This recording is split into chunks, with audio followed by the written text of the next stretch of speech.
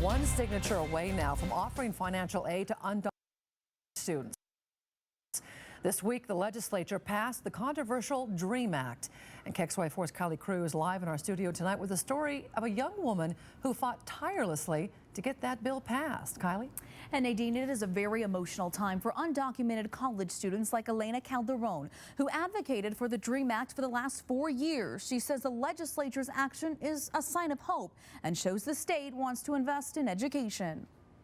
I was being carried by my dad because I was too little to walk. I was only 3 years old. 20 years later, Elena Calderon still remembers the day she came to America from Mexico for a better life. I remember looking up and seeing the Border Patrol helicopter, and my mom right away, she got her rosary beads and she started praying. The prayers worked. They didn't get caught.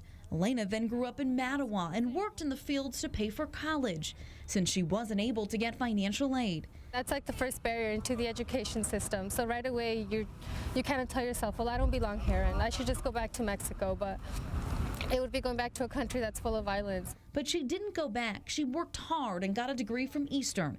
She's still there working on her master's. As a student, you go through the stresses that regular college students go through, but on top of that, it's how am I going to go to school? And it's thinking about, do I have to drop out this quarter? Do I have to go to a community college? But that extra stress won't be there anymore. This week, the Washington legislature lifted the financial barriers for undocumented students. The DREAM Act expands college financial aid to those brought to the state illegally as children.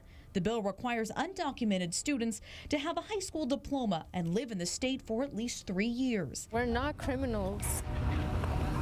My parents just came here for a better future, and I mean, that's what we're doing. We're trying to get an education. For undocumented students like Elena, college isn't a dream anymore, it's reality. It was a teary-eyed experience, and all the tears, though, they were worth it.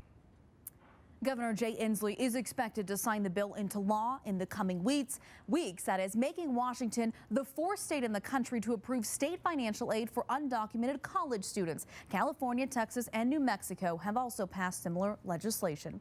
Live in the studio tonight, I'm Kylee Cruz, KXLY4 News.